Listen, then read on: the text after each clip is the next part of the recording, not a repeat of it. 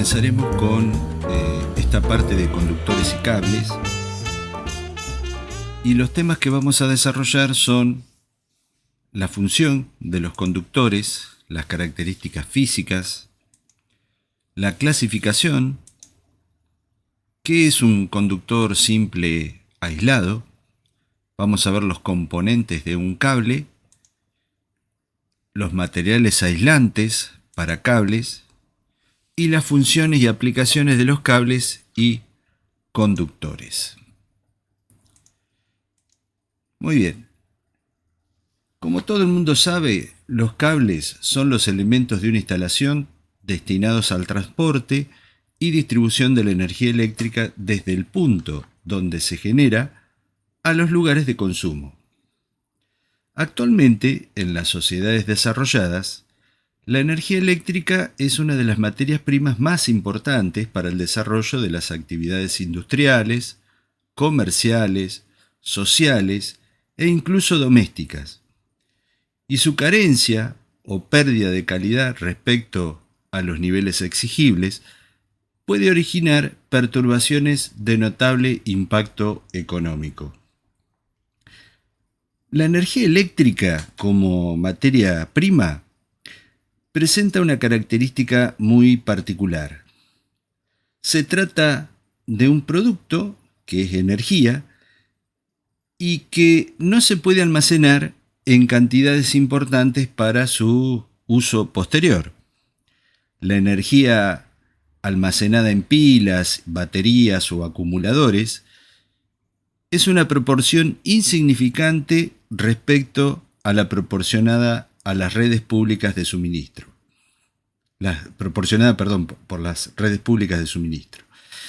Esta energía debe generarse en el momento y en la cantidad que se demande, y con unas condiciones determinadas de calidad. Debe tener una cierta tensión, una cierta frecuencia, que solo se puede controlar en el momento de su utilización. Aquí en esta figura nosotros vemos todo el trayecto que hace la energía eléctrica desde que es generada hasta que es consumida en sus distintos niveles.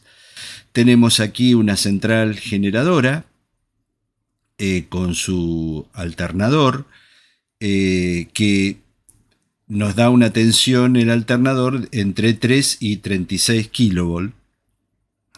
Luego viene un transformador, elevador de tensión, que lo lleva desde esta tensión generada en el alternador del generador hasta la tensión de transporte, de la red de transporte.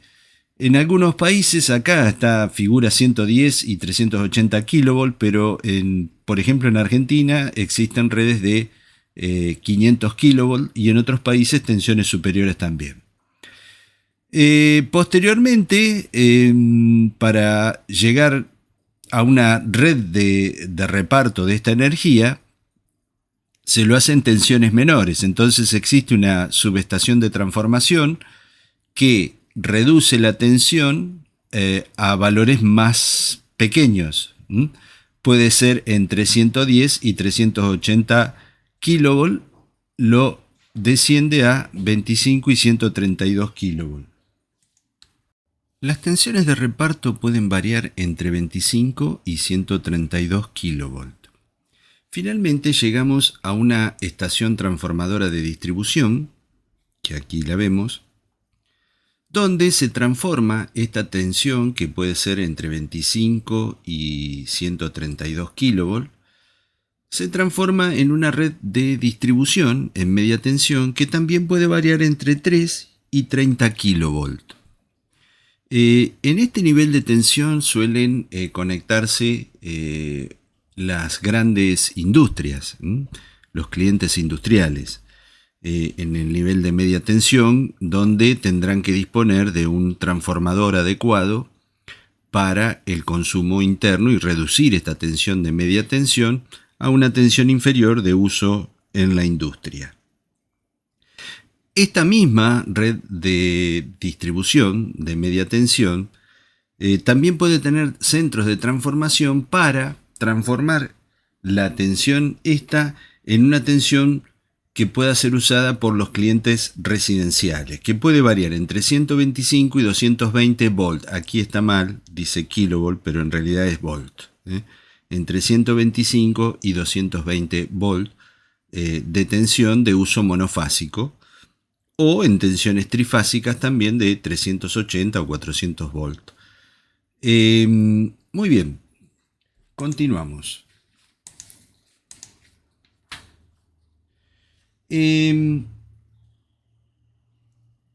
Aquí lo que vemos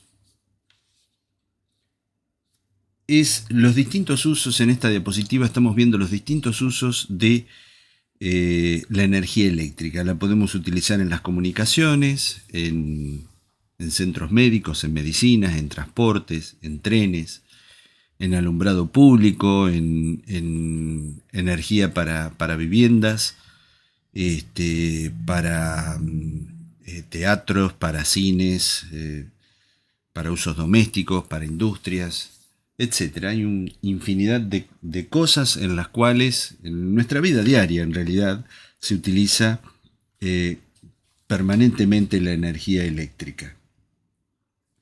Y esa energía eléctrica es transmitida a través de los conductores. Los conductores son elementos filiformes, es decir, son elementos con forma y apariencia de hilos finos y alargados, y se los utiliza para conducir la energía eléctrica desde la fuente de suministro hasta los lugares de utilización.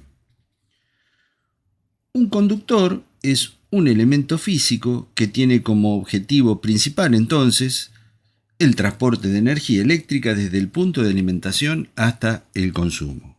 El transporte debe realizarse de la forma técnica y económicamente adecuada, de acuerdo a las necesidades del sistema eléctrico. Los materiales más usados en la fabricación de conductores son el cobre y el aluminio. Cobre y aluminio. Muy bien. El cobre que se utiliza es el cobre electrolítico recocido y el aluminio es un aluminio electrolítico de alta pureza. Se está utilizando mucho el aluminio porque tiene algunas características que seguramente lo diferencian y bastante del cobre, y que tienen que ver con el peso del aluminio y su costo. Existen otros materiales conductores como la plata, el oro, pero evidentemente el más conveniente desde el punto de vista económico es el cobre. En cuanto al aluminio, la conductividad del aluminio es aproximadamente el 60% de la conductividad del cobre, y la resistencia que tiene el aluminio a los esfuerzos de tracción es del 40% con respecto a la del cobre. Las características de bajo peso y el costo del aluminio han hecho que el aluminio sea un elemento conductor de un amplio uso en todas las redes de distribución de baja tensión. Muy bien, vamos a ver las características físicas de los conductores. Entonces, en esta tabla hemos puesto los diferentes metales que se utilizan como conductores, y tenemos el cobre, ¿sí?, que tiene una resistividad a 20 grados centígrados expresada en ohm por milímetro cuadrado sobre metro de 0,018. Si vemos el aluminio tiene una resistividad un poco mayor.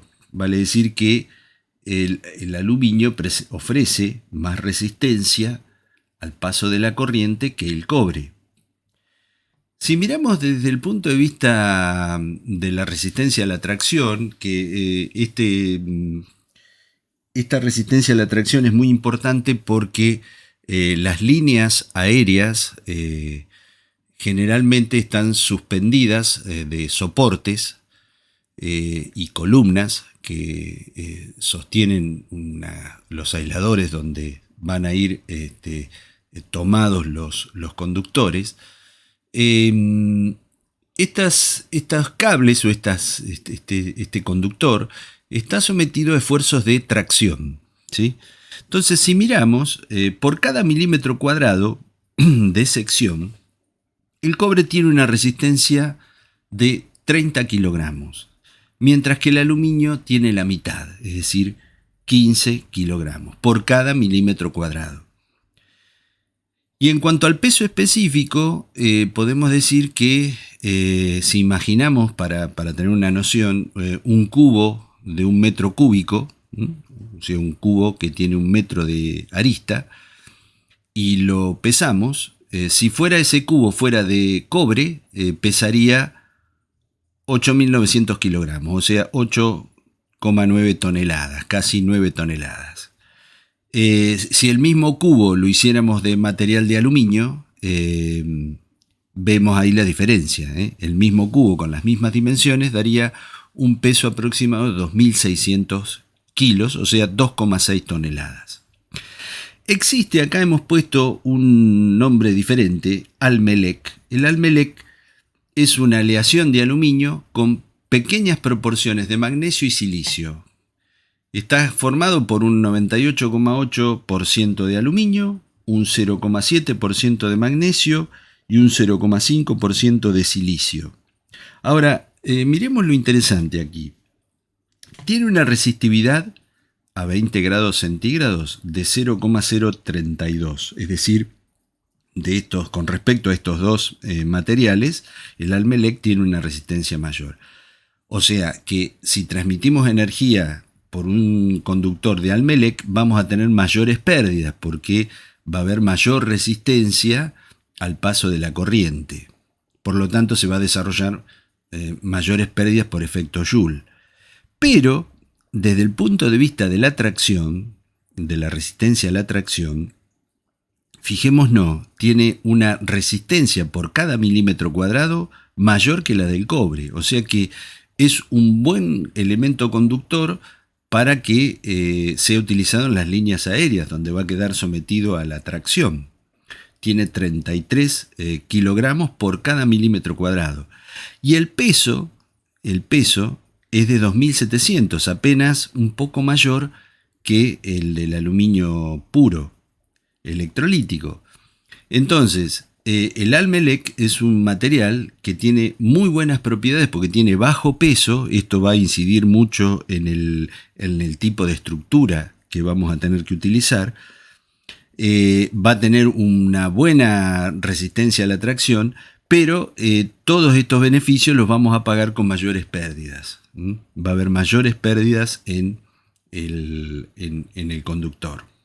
Entonces, aquí en esta tabla lo que hemos visto son las características físicas de los conductores y sus conveniencias. El cobre conviene porque ofrece menores pérdidas, por su resistividad es menor, tiene una buena resistencia a la tracción, pero tiene un gran inconveniente, es demasiado pesado, ¿sí? Fíjense, volvemos a repetir, un cubo de 1 metro cúbico, o sea, un cubo de una arista con una medida de 1 metro, estaría pesando casi 9 toneladas. Es un peso considerable. Muy bien, continuamos. Vamos a ver ahora la clasificación de los conductores.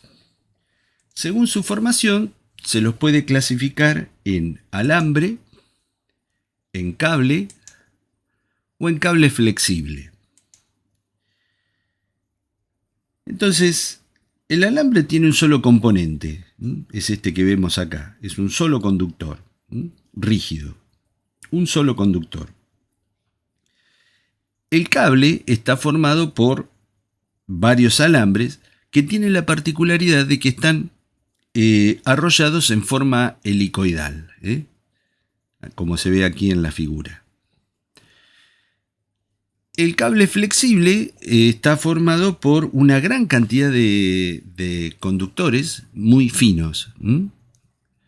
Ahora, tanto el alambre como el cable se emplean en instalaciones fijas, mientras que los cables flexibles, como estos de aquí, se usan solamente para conexiones en aparatos o en artefactos portátiles. ¿Sí? Aquellos aparatos que se deban mover de un lugar a otro van a utilizar cables flexibles, mientras que el conductor rígido, como el alambre o el cable, van a ser utilizados en instalaciones fijas. En general, un conductor eléctrico está compuesto por un alma conductora, que puede ser desnuda, es decir, sin protección, sin ningún tipo de aislante, sería el conductor propiamente dicho, o también puede ser que el conductor esté cubierto por un material aislante que envuelve esa alma conductora, que normalmente ese aislante está formado por un material polimérico, un plástico. El alma conductora es la encargada de transportar la energía en forma eficiente y a un bajo costo. Vamos a ver cómo es un conductor aislado, simple. Entonces aquí lo vemos, tenemos el material conductor, que es el encargado de transportar la energía eléctrica, y el aislante. Los conductores, bueno, pueden ser como los que ya vimos, a veces son de un alambre, a veces tienen conductores arrollados en forma helicoidal, o sea que este conductor bien podría ser un alambre o bien podría ser un cable de este tipo, con los conductores arrollados en forma helicoidal. Y además tener siempre una cubierta aislante. Esa cubierta aislante está realizada con PVC. El PVC es el policloruro de vinilo. Y el PVC es una mezcla que se caracteriza por ser pastosa, por ser tenaz y por ser elástica. El PVC tiene algunas ventajas y desventajas. A bajas temperaturas se endurece y se convierte en frágil, mientras que cuando las temperaturas son altas se ablanda, y una vez que esa temperatura vuelve a sus valores normales, el plástico retoma sus propiedades normales. Estas características las tenemos que tener en cuenta cuando estamos eligiendo los cables. Tenemos que ver que el PVC tiene estas características. A bajas temperaturas se endurece y se convierte en un elemento muy frágil, quebradizo, y a altas temperaturas se ablanda. Muy bien, continuamos. ¿Cómo está formado un cable?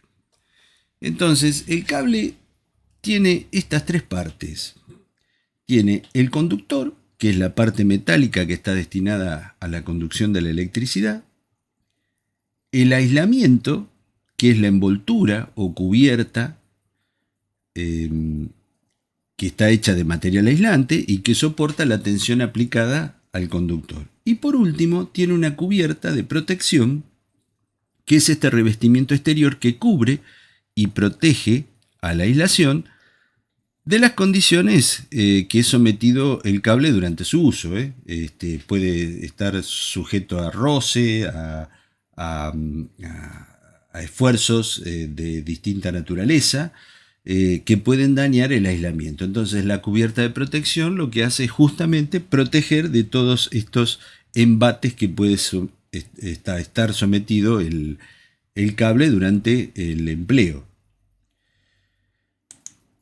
Muy bien, acá vemos otra diapositiva donde se aclara el núcleo de cobre, que es el elemento conductor, el material aislante. Este tiene una malla metálica que también lo protege y además tiene la cubierta protectora de plástico. Aquí vemos otro también de similares características, un cable unipolar. Este es el el conductor, y después todos los demás son materiales aislantes, pueden ser incluso de alta tensión o de media tensión. Tienen una cubierta metálica y una cubierta de material aislante. Aquí vemos otro, también conductor, material aislante, la cubierta termoplástica, y este conductor que puede ser también utilizado como un conductor neutro en forma helicoidal. Esta es una malla de protección. Y aquí vemos uno que tiene sencillamente, es un cable de tipo tetrapolar, porque tiene 4 conductores. Aquí vemos el material conductor, cada uno de estos conductores está aislado y todo está inmerso dentro de una protección mayor, que es la cubierta de protección de este cable. Muy bien, vamos ahora a ver los materiales aislantes. Los aislantes de los cables son en general de material plástico y las propiedades más importantes dependen del tipo y proporciones de los ingredientes que lo componen. Dentro de los materiales aislantes que se utilizan para aislar los conductores, los podemos dividir en termoplásticos, tienen la característica de reblandecerse con el calor, como el policloruro de vinilo y el polietileno. Tanto el PVC, que es el policloruro de vinilo, su uso es en baja tensión, y el polietileno, cuya sigla es PE, también se usa en media tensión, y tienen esta característica: cuando están sometidos a temperatura se reblandecen. Después están los materiales aislantes termoestables. Estos tienen la característica de que no se funden al aumentar la temperatura. Y a este tipo de materiales aislantes se los conoce como etileno propileno, cuya sigla es EPR, y se puede usar tanto en baja tensión como en media tensión. Y por el otro lado tenemos el polietileno reticulado, que es la sigla que lo identifica es XLPE, y también se usa en baja tensión y media tensión. Y por otro lado encontramos otros materiales aislantes que presentan las siguientes características: resisten las altas temperaturas, resisten la llama y tienen una baja emisión de humos y gases tóxicos. Esto es muy importante porque este tipo de material aislante es exigido en cierto tipo de instalaciones donde pueden llegar a estar sometidas a incendios, donde el riesgo de incendio es importante. Que esto puede ocurrir en viviendas, puede ocurrir en lugares de espectáculos, en lugares de mucha concurrencia de público, y donde los lugares de evacuación no sean tan fáciles. Entonces se exige en estos lugares que los materiales aislantes sean de este tipo, resistentes a las altas temperaturas, resistentes a la llama y con una muy baja emisión de humos y gases tóxicos. Estos materiales aislantes están hechos a base de siliconas y de plásticos. Es muy importante cuidar que no se alteren las cualidades aislantes de la temperatura de servicio del cable, como así también que las características permanezcan inalterables con el transcurso del tiempo. Generalmente el material que se emplea como conductor es el cobre, puesto que tiene una óptima combinación de propiedades, y eventualmente se utiliza el aluminio, que las razones por las cuales uno se inclina al aluminio cuando tiene que hacer la elección de un cable es por razones económicas y por razones de funcionamiento.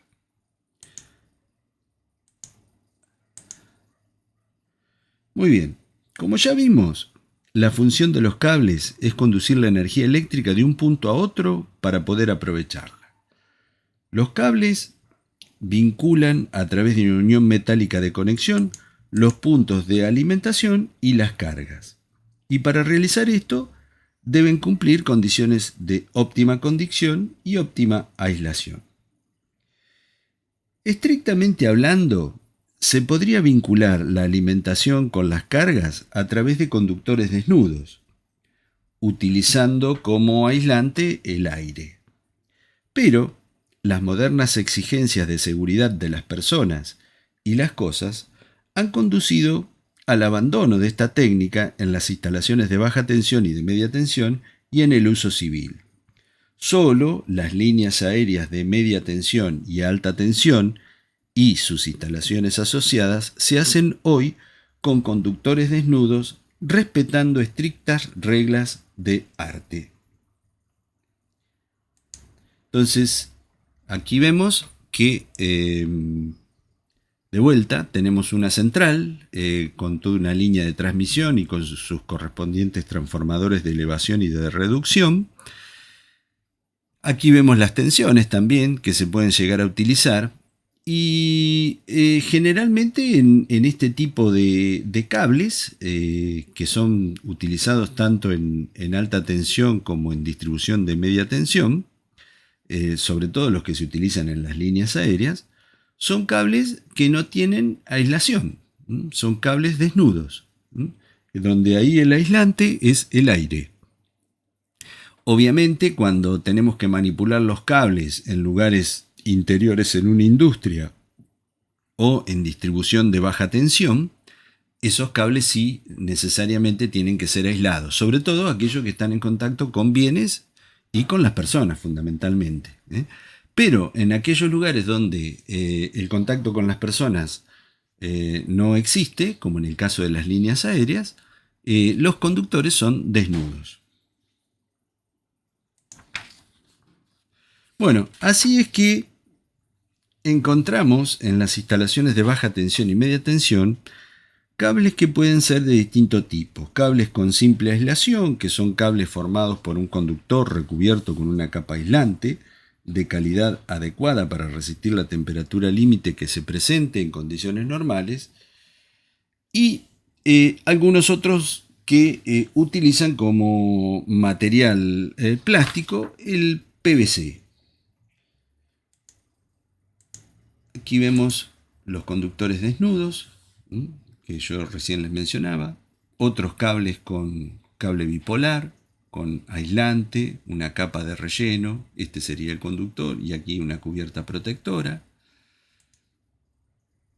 Este otro, que también es un cable de varios conductores, es un cable multipolar, porque tiene varios conductores aislados, y con una cubierta. Aquí tenemos un cable de cobre desnudo. Aquí vemos cómo están arrollados cada conductor en forma helicoidal. Aquí también se ve lo mismo. El alma de este puede llegar a ser de acero, de este cable. Estos cables son los que se utilizan en, básicamente el de aluminio, es el que se utiliza en las líneas aéreas. Este cable desnudo también se puede utilizar en puestas a tierra de las instalaciones eléctricas, que en algún momento vamos a ver cómo son esas puestas a tierra. Y bueno, los cables, dice la experiencia, que deben ser protegidos de la agresión que el ambiente puede desarrollar sobre la aislación, como por ejemplo el rozamiento, los golpes, etc., y que pueden dañar la integridad de la aislación y generar situaciones de peligro. En consecuencia, estos cables que tienen este tipo de aislamiento, que es el PVC, solo pueden instalarse cuando existen canalizaciones que los protejan. Estas canalizaciones pueden ser caños o bandejas. En este caso, aquí vemos unos cables de baja tensión. En este caso son unipolares, en este caso son tetrapolares, están tendidos sobre bandejas. Aquí se ve el conductor en verde, el conductor de protección. Las bandejas tienen estas características. Pueden ser de tipo escalera como estas, o pueden ser con un fondo de chapa. Ese fondo de chapa puede ser liso o puede ser acanalado también. Hay varios tipos de bandejas. Ya en algún momento las veremos a cada una de ellas y las describiremos. Los cables pueden ser, como decíamos, unipolares o multipolares. Este es un cable que tiene su aislación, tiene su protección metálica y su cubierta. Es un cable tripolar. Este es un tetrapolar. Acá tenemos también un multipolar. Estos de aquí son unipolares. Hay de distintos tipos y de distintas secciones. Bueno, ¿qué más decir con respecto a esto? Lo importante de estos cables es que estén protegidos continuamente, porque la vida de estos cables, sobre todo estos de PVC, la vida de estos cables depende de la aislación. Entonces debemos ser muy cuidadosos en el manejo, en la instalación y en el transporte que hacemos de estos cables, porque un daño, una pinchadura, un corte puede dañar la aislación y puede ocasionar peligros cuando ese cable esté operando o esté en funcionamiento, porque tendremos una parte de ese cable que está dañada de la aislación y el conductor está a potencial y puede provocar descargas sobre personas o sobre objetos o sobre cosas. Muy bien, de esta manera hemos finalizado con esta parte, la primera parte de los conductores, a las cuales seguramente le iremos agregando otros comentarios y otros videos con respecto a los conductores. Si te gustó el video, hace tu comentario, genera tus opiniones y suscríbete si querés recibir información con respecto a estos temas y otros relacionados con la electricidad. Desde ya agradecemos mucho tu atención y nos vemos en el próximo video.